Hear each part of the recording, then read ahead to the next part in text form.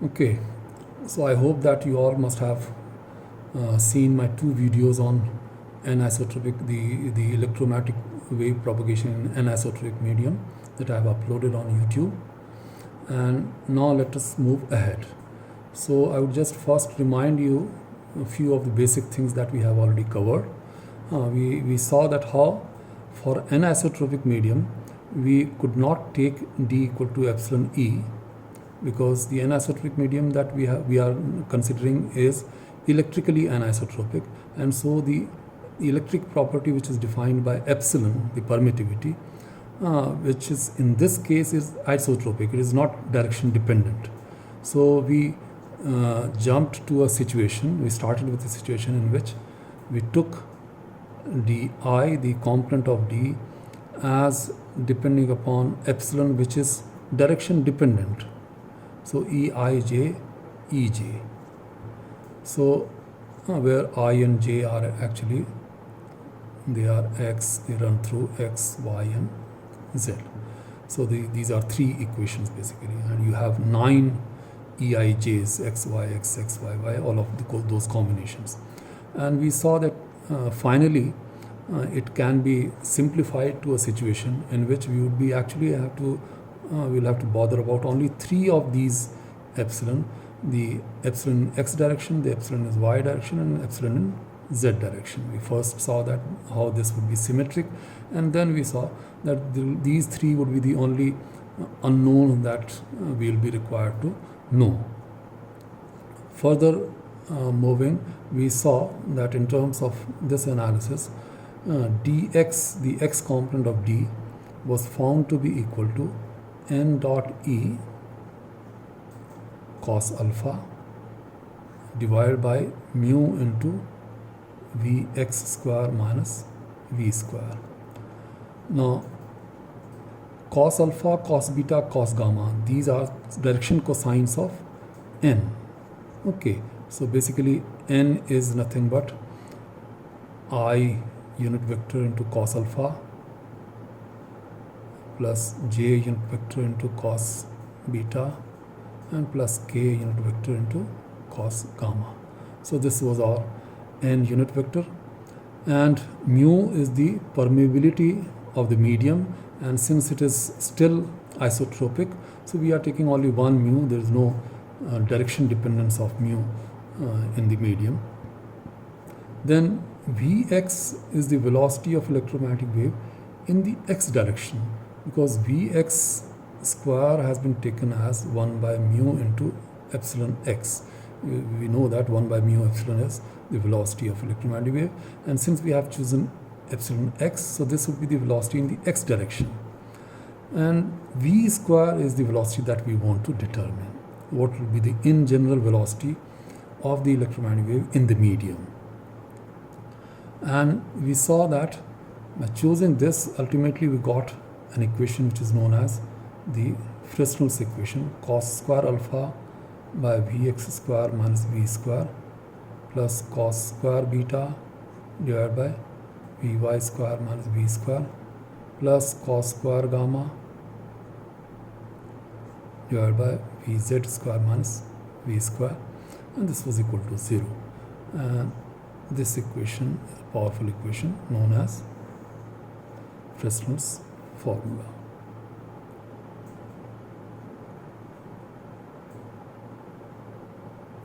So since we want to determine V, the velocity of electromagnetic wave in the anisotropic medium, in order to simplify the case, we took up the case of uniaxial crystals.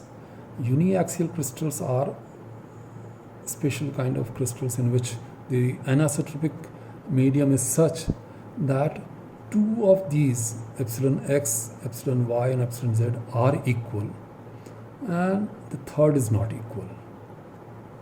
So if such kind of anisotropicity is defined, which is known as uniaxial crystal medium, then because Vx is given by this, so Vx would also be equal to Vy, and we denoted them by Vo, and Vz, which would be different, let us denote by VE. And we saw that if I solve this, we get two solutions for V. If we denote them by V1 square, V1 and V2, then the first solution was we got it as V1 square is equal to VO square. VO is Vx Vy, and the second one, that V2 square, that was seen to be equal to VE square sine square gamma plus VO square cos square gamma. Now gamma is this angle, and this angle is nothing but the direction of the angle between the direction propagation constant propagation vector and the z-axis. We generally denote that angle by theta, so in spherical polar coordinates, so it is better to write in terms of theta. So let me write it as V2 square equal to VE square sine square theta plus VO square cos square theta. This is just to relate with what we keep on doing. So this basically means that the electromagnetic wave, when it moves inside the uniaxial crystal, it moves with two velocities. One velocity is the same in all the directions. So if this is the origin, let us say, then the wavefront of this particular V1 velocity wave would be spherical in nature, because in all the direction the velocity would be the same. But in this case, what you can see is that it would depend upon the angle between the z-axis and the direction that we are trying to find out the velocity of the wave. So if this is the z-axis, then it will have two kinds of cases. It would be ellipsoid basically, in which in the z direction theta is 0, so V2 would be equal to VO. So this is nothing but VO, but this in the direction perpendicular, when theta is 90, you would see that this is VE, and this particular structure would be created. This is ellipsoid. VE would be in all the direction in the direction perpendicular to z. So in the x direction and y direction, both we have the velocity VE only. In the z direction we have the velocity VO, which is different, and in this particular case VE is greater than VO, and we call this as negative crystal. Wherever in the crystals where this happens, they are called negative crystals, whereas in the other case it would be something like this. The ellipse would be something like this.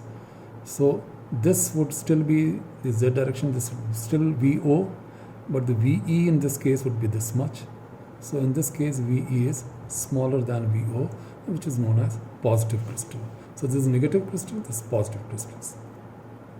But there is another aspect to this situation. Now we know that inside the uniaxial crystal, the electromagnetic waves would be moving with two velocities. One which would give rise to a spherical wavefront, the other that would give rise to the ellipsoid kind of a wavefront. Okay, so it is either this ellipsoid or this ellipsoid, depending upon whether VE is less than VO or VE is greater than VO. But in addition to this, the another aspect is that if I have two waves, then corresponding to them we will have two D's also, the component of the displacement vector also. So corresponding to V1, let's say that we will have D1x, and corresponding to V2, let's say we will have D2x. Using this formula we can write D1x as, because it would be only the difference would come from here, where V would be taken as V1, because all other things are the same. So n dot E cos alpha divided by mu into Vx square minus V1 square.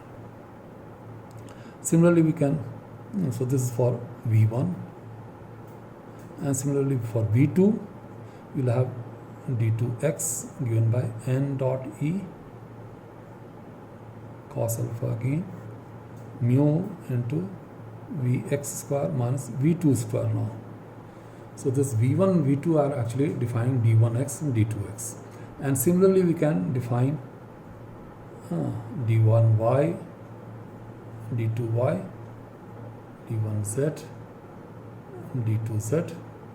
The only difference would be that in y these would be y, in z these would be z, and cos alpha, that would become cos beta and cos gamma. So if I now try to determine what will be d1 dot d2, the dot product between the two displacement vectors corresponding to electromagnetic waves which would be there in the anisotropic medium.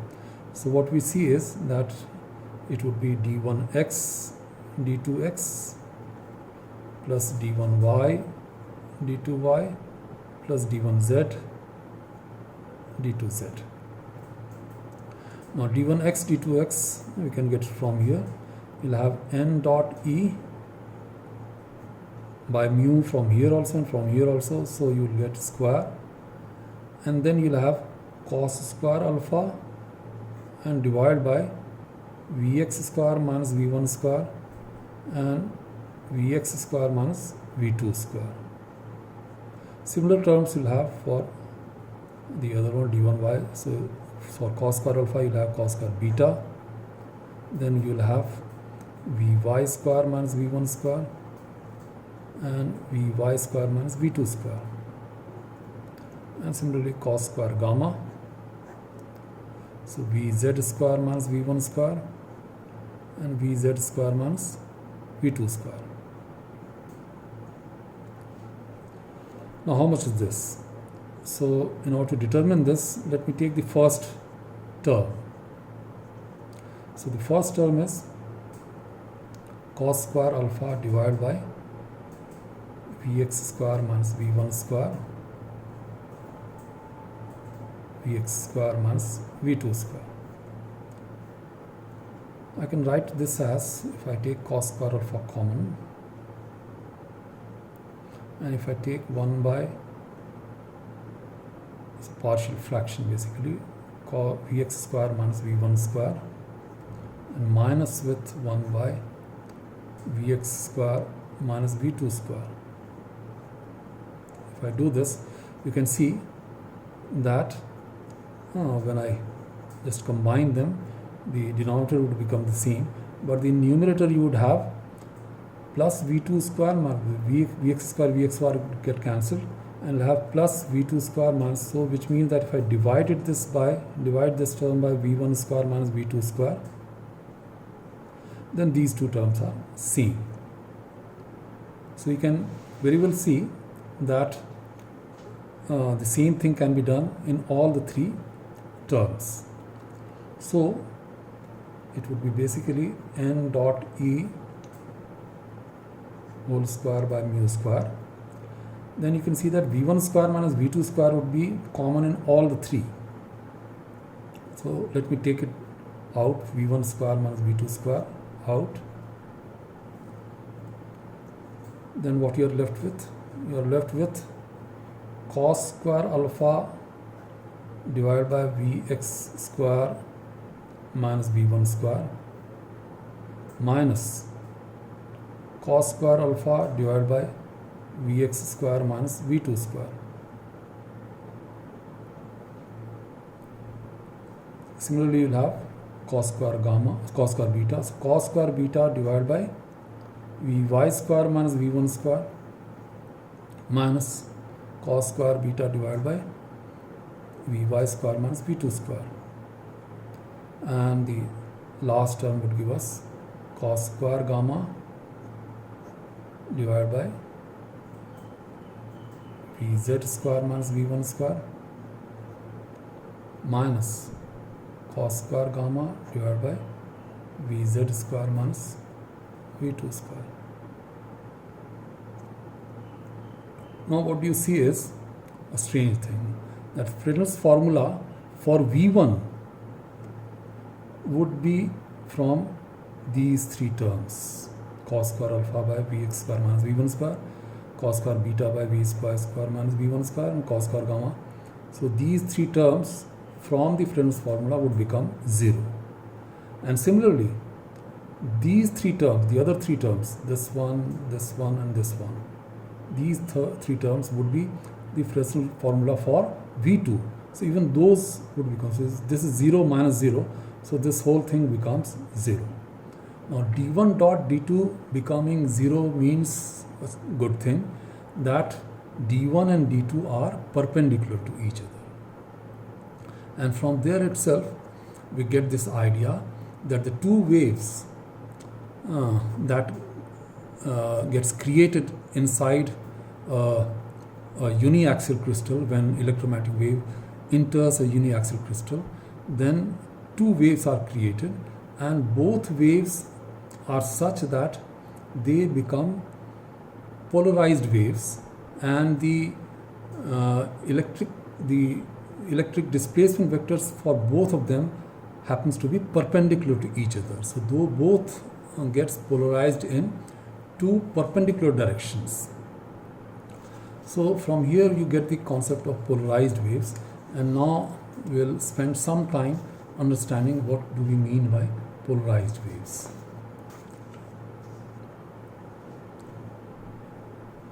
Because the two waves that get separated when an unpolarized wave moves inside a uniaxial crystal, the two waves that get separated, they both are polarized waves. And if I just try to make you understand what is polarized wave, then we'll first have to start with what is unpolarized wave.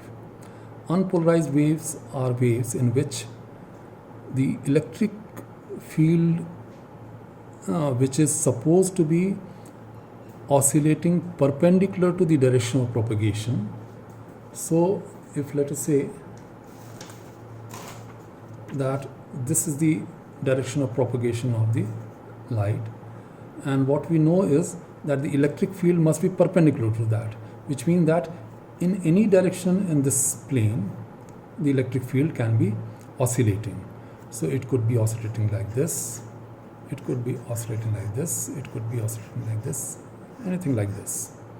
So in any direction perpendicular to the propagation of wave. So if this wave is unpolarized, what happens?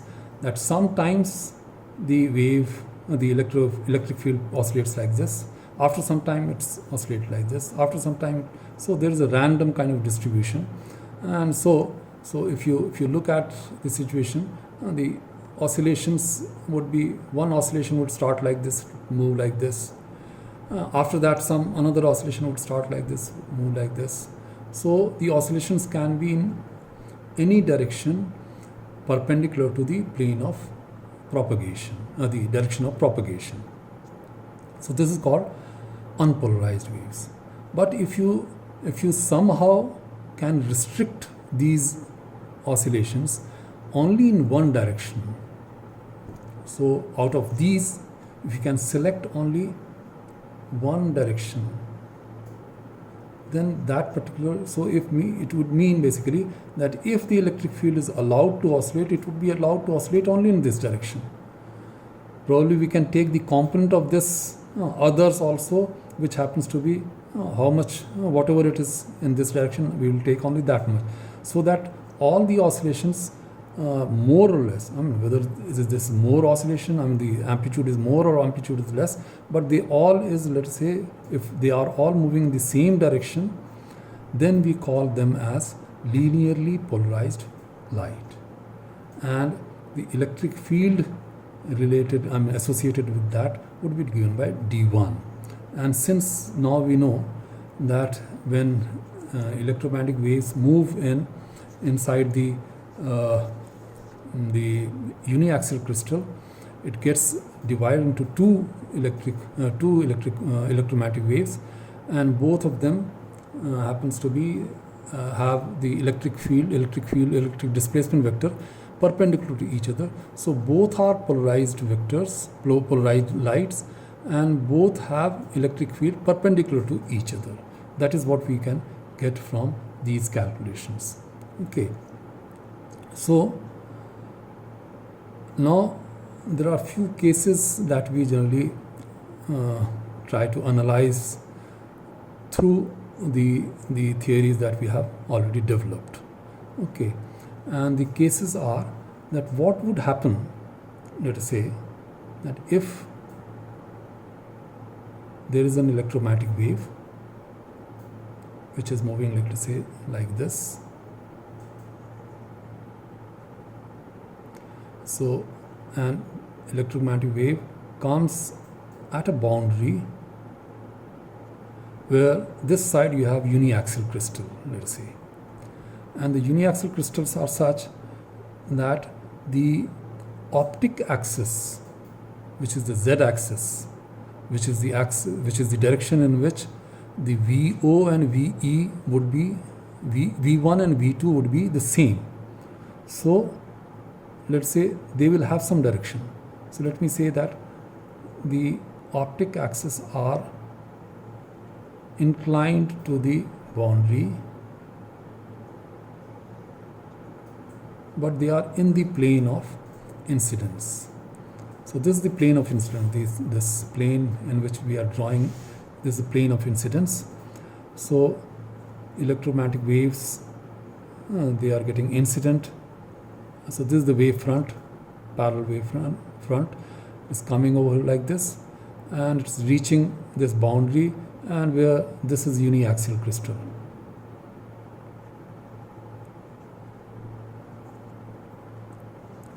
Now what happens inside this? Now using the information that we now have, what we can do is that since we look for the extreme two rays, this ray and this ray, we'll see that, let us say that we are having a crystal which is a negative crystal, which means that in which VE is more than VO. So we will, as soon as the electromagnetic wave comes at this point, it would start giving out V1 and V2 waves from this point, and since both of these two rays would hit the boundary at the same time, from both the points the V1 and V2 would start propagating in the same simultaneously. So V1 is of course simple, because V1 is always VO and it's same in all the direction. So if this is the center, this would be the sphere that would come out of this, and since this point is also hitting, this ray is also hitting, so a similar wave, spherical wavefront would come at this point also. Now the other is V2. Now V2 we know that it would be same as V1 in the optic axis direction, which means that it would be same here. It would be same here. And if I draw it like this, it would be same at this point also. It would be same at this point also. But since VE is more, so in the direction perpendicular to this, it would be something like this. Same here.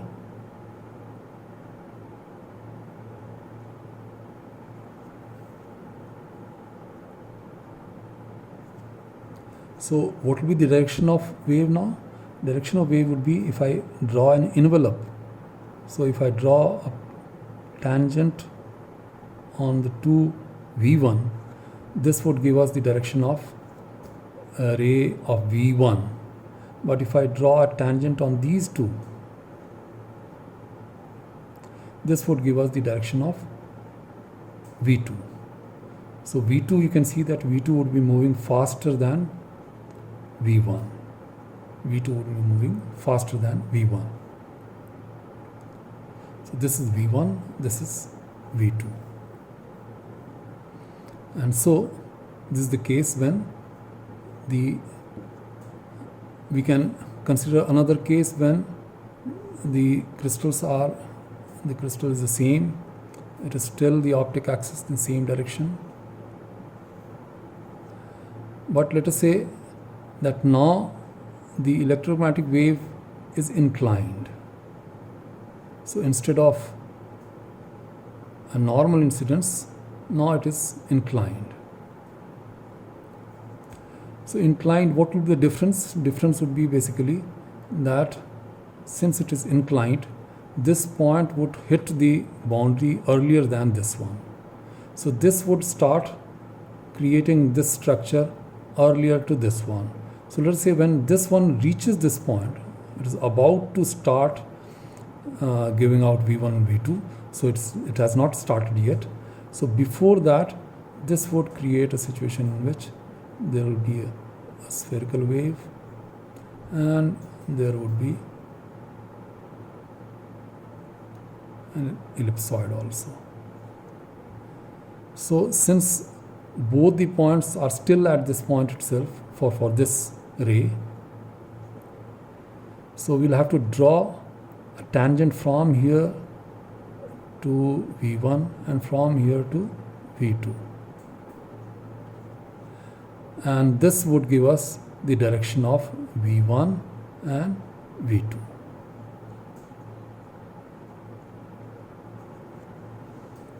So this is how we draw the direction of the rays inside the uniaxial crystal using the property that we have.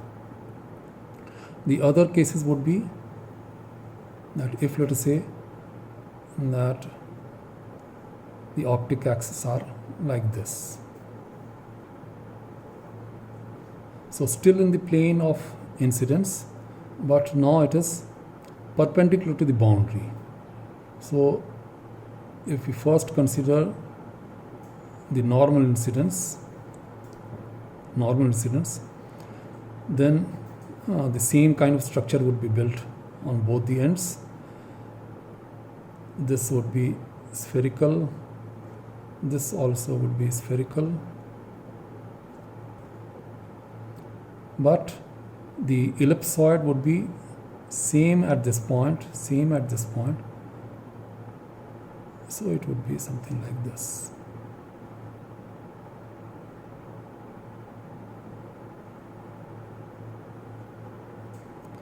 So you can see that in this case, both the waves, both the tangents would be the same, which means that both V1 and V2 would be actually moving with the same velocity and the same direction of the optic axis. So V1 and V2 both in the same direction with the same velocity. And if in the same case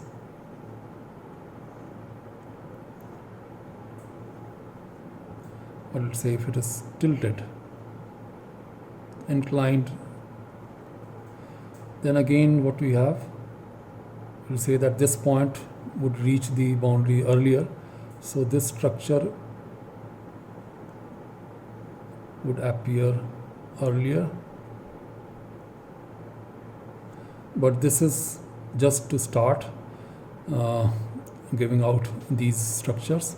And so if you draw a tangent from here to the first one and to the second one, they would be different, and so the rays would also be different, V1, V2. They would be different in this case. The third case would be if let us say the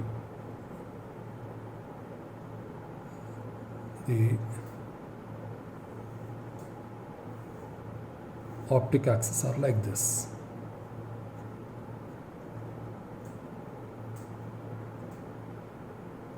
Then what happens? So if the rays are coming at the normal incidence, okay, if they are normal incidence, again the same thing would happen. So sphere as a sphere, here also sphere, identical structure would be made because the normal incidence is there. So in all the normal incidents, the structures would be identical. In the inclined one, the structure would be created only at this point for drawing purpose. Otherwise, this is also giving out the same structure. But for the drawing purpose, we will just choose this point to create the structure, and from here we will draw the tangents and then get the rays, the direction of rays. So here again you can see that we will draw sphere, but how to draw the ellipsoid? Now ellipsoid, we know that ellipsoid and the sphere would touch across on the z-axis, the optic axis. Optic axis is this over here, so which means that even this is the optic axis. So which means that the structure would be such that it would touch, both of the structures would touch each other at these 2 points, which means that this would be the V1 and this would be V2. So both of them would be moving in the same direction, but with different velocities. V2 would be having higher velocity and V1 would be having smaller velocity, and this is only for negative crystal. Otherwise V1 would be moving faster than V2. So both are moving the same direction, but both are moving with different velocities. And similarly we can draw it for the inclined case.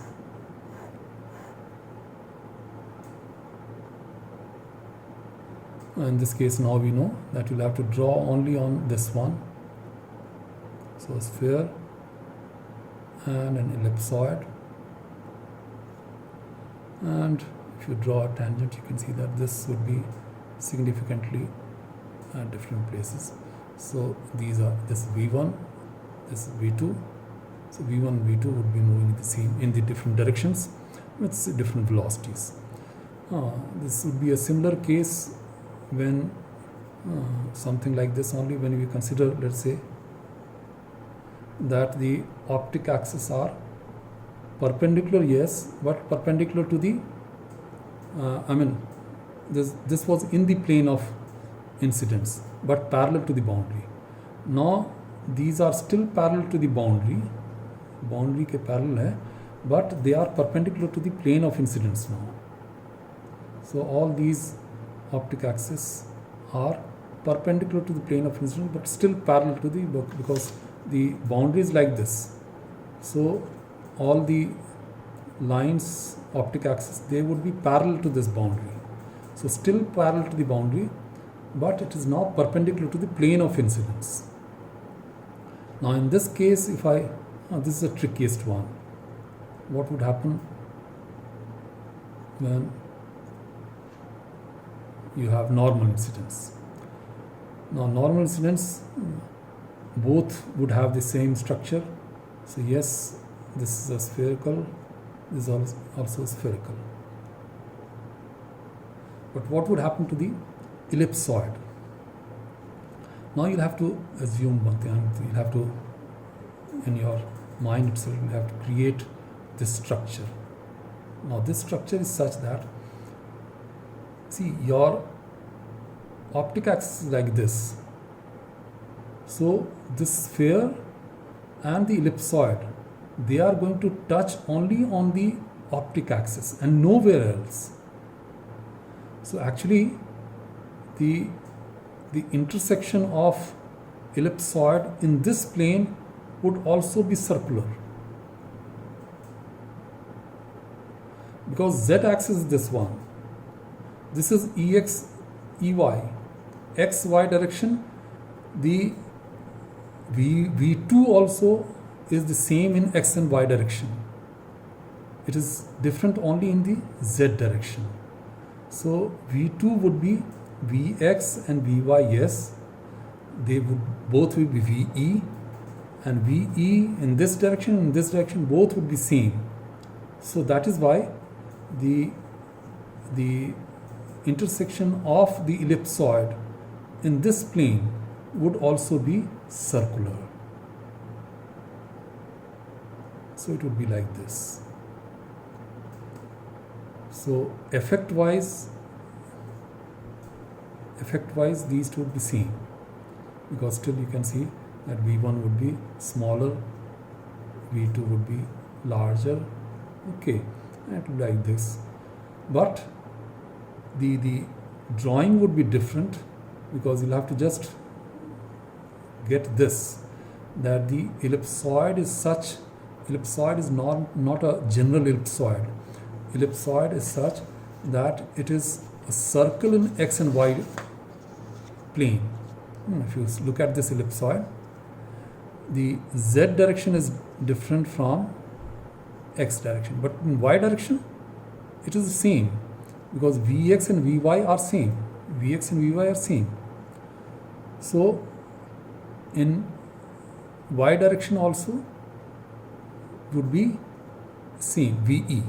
So Ve this side, Ve this side. So there will be a circle of Ve radius in the xy direction for this ellipsoid. This is an ellipse like this, but a circle like in x and y direction. Similarly here, it is ellipse in this direction, but Ve would be same in x and y direction. So a circle over here, there is a circle over here. Okay, so that is the circle that we get over here. And the last case, when the same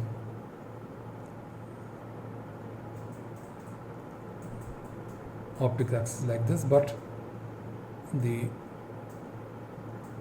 incidence is inclined. Now we know that we'll have to draw only on this point, because this is the first one that would hit the boundary, and the structure would be same. So it is like this and this, and so clearly here also the two directions V1 and V2 would be different.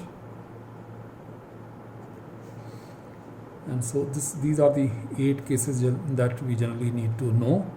You can be asked to draw these, some of these in your exams also. So you must be aware of these. Thank you very much. In the next lecture we'll go further in this. Thank you.